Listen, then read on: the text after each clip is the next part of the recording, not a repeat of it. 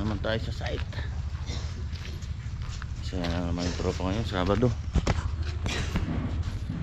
Hindi kaya yung dalawa.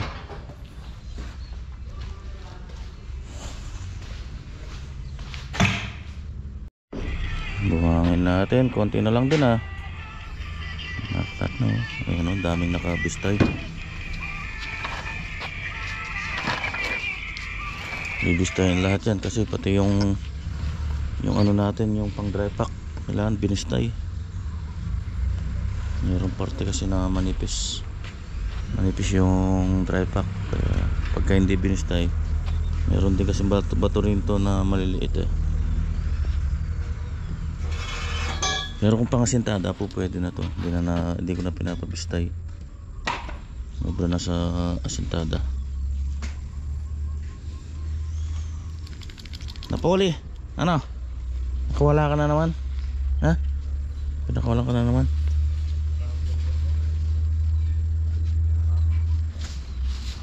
Naku, kinain na ng kabag-kabag itong ano, saging na nahinog.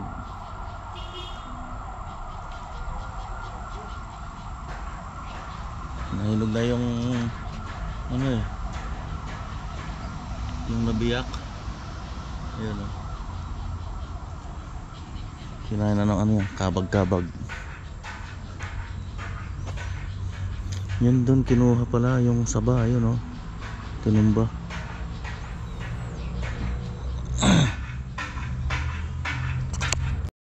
Dito na yung hollow block namin o. Nakatraktora.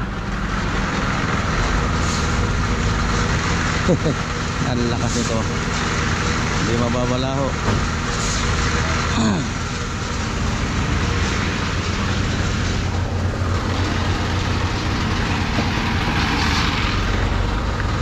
Kaso dalawang biyahe sila, 300.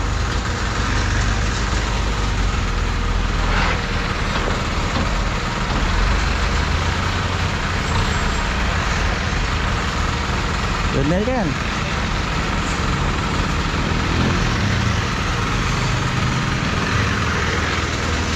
Ang kaya nga mo. Laki ng gulong oh. Pangkargada talaga yung trailer eh. May hook pa eh oh.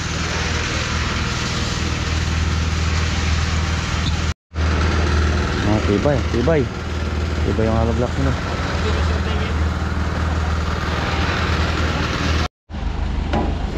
Okay, balik ulit. Malayo-layo pang pinanggalingan nito. Sa ano pa? San Roque. Sa may Concepcion. Balas.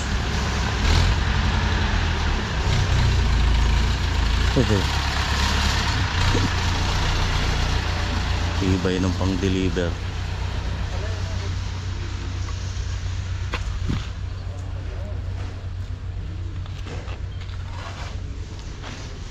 Tatapos na mamaya to.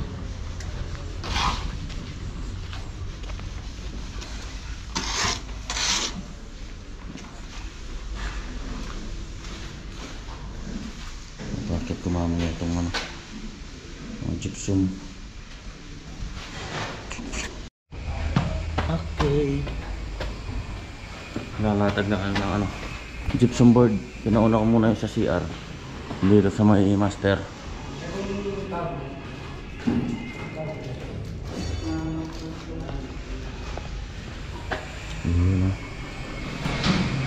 Oh, tapos na.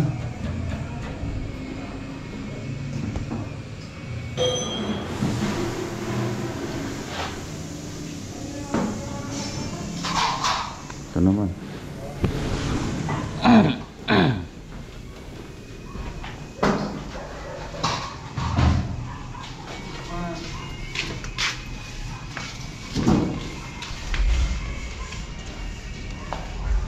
Nililihan na rin to. Bro. Oo.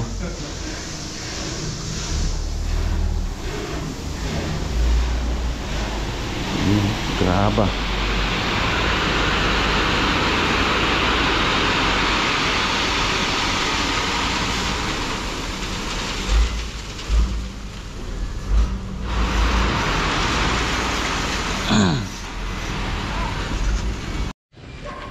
Ayan, huling jay na yan. Pang 600. Kung mahaba lang yung trailer nito, kahit 1,000 kayang hilain ito eh. Ayan, Ford 5,000 yan ah. Malaki.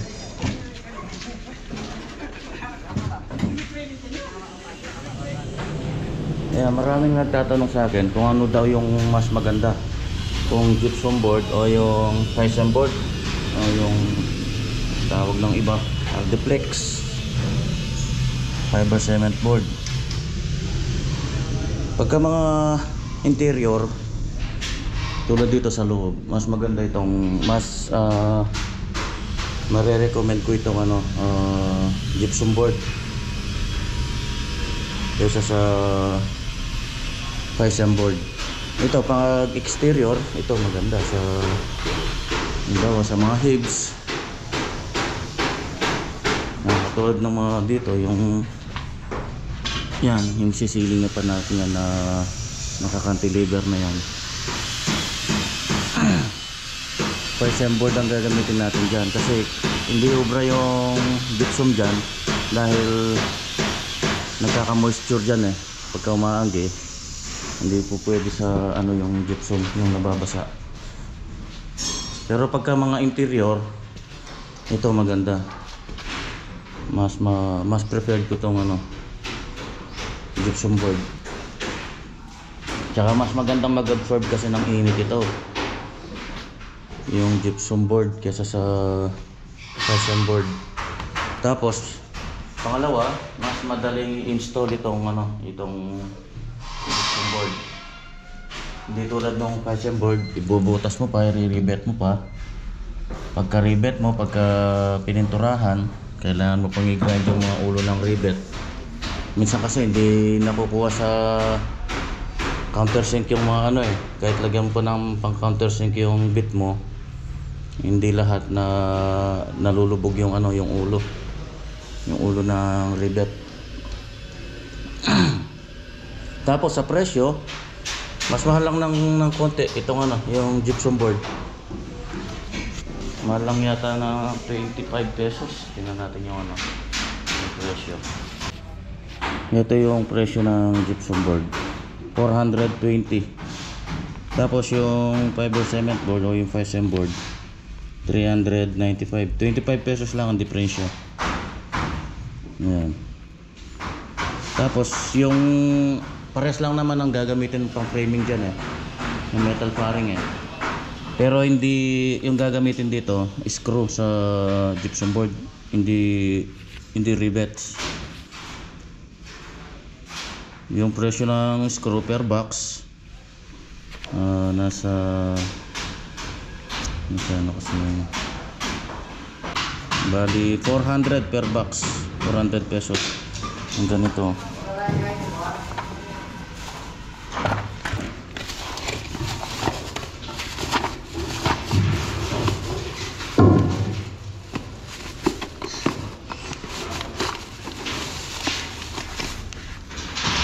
Ito yung isang box na gypsum screw na 1 inch, 400 itong isang box na to. 1,000 pieces yata ito. Yan, 1,000 pieces.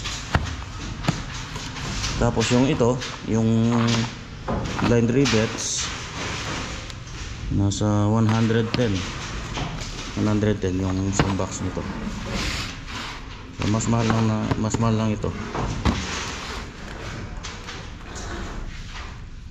Tapos pag-prepare ng mga masilyahan, halos parehas lang naman sa trabaho pagkadating sa masilyahan, mga pati. Yung presyo niya 9mm ang kapal nito, 9mm. Tapos yung cement board, common size nito 1/4 ginagamit sa ceiling, pero substandard nasa 316 na lang siguro yan.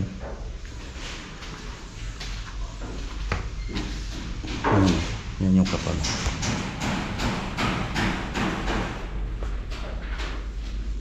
Kagandahan pa nito, knife lang ang gagamiting pamputol. Hindi tulad nung cement board, kailangan pa ng grinder o kaya yung meron ding knife na gamit dito eh. Kaso pagka maliitan na, mahirap nang gamitin nyo, kailangan mo na rin ng grinder.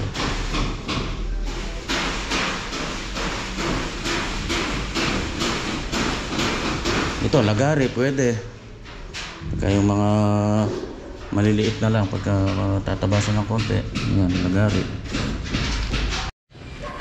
Ayan, huling jay na yan, pang 600. Kung mahaba lang yung trailer nito, kahit 1,000 kayang hilain ito eh.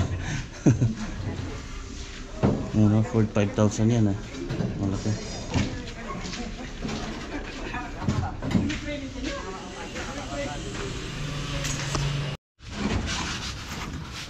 Tapos na 300.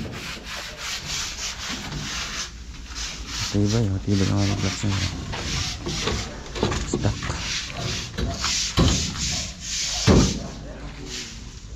Lagyan mo ba dyan dire dapat abot nila. Baba mo na lang. Makuha.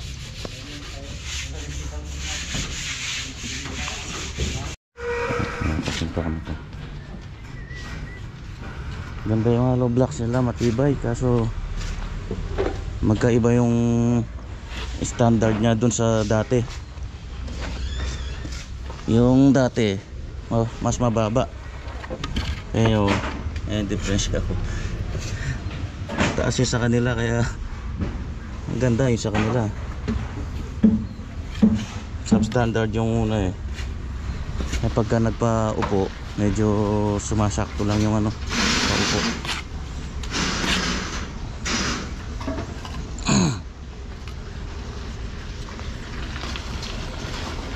Dami talaga, dami kaagad ng buhangin nila, dalang dump truck tsaka isang graba.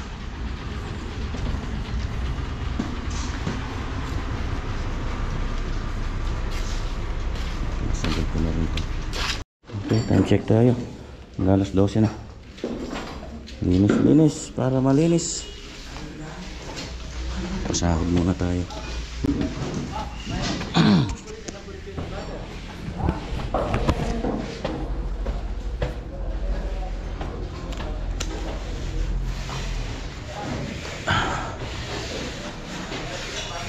Bro, baka kamil ako pagal.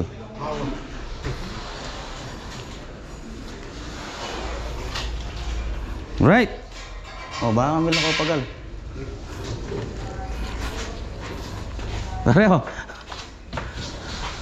Yes. Josh. Okay. Tio Jomar.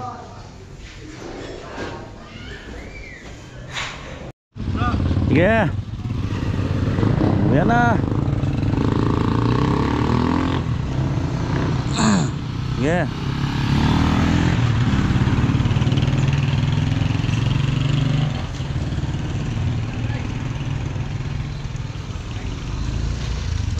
Wow.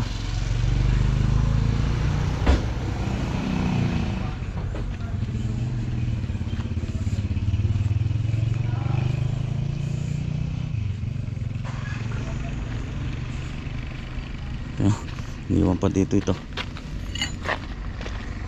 Okay, yes. Tapos na naman sang linggo.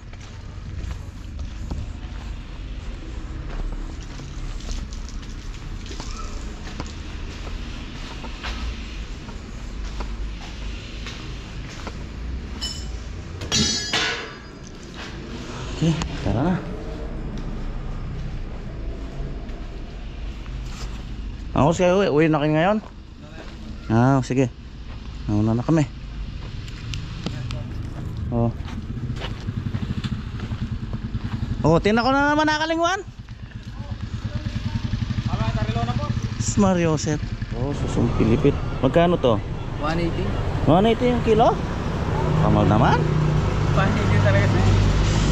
Talaba, oh, susong papa. Oh, malumot. Pares lang ito. Oo, pares lang.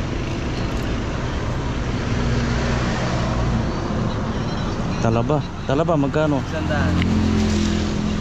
Ito ano to? Scallop. Scallops? Yun talagang scallops to. Or scallop. Yung masarap luto dito. Ang sama kung kaya pamilaw. Nagkano dito? 120. 120.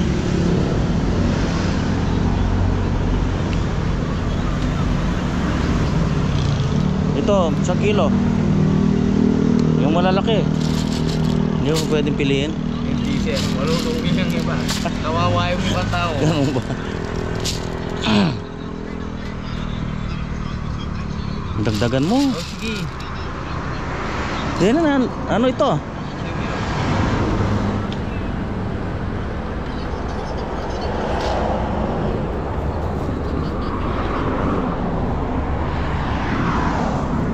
Lagi kong nadadaanan to dito eh, daming bumibili.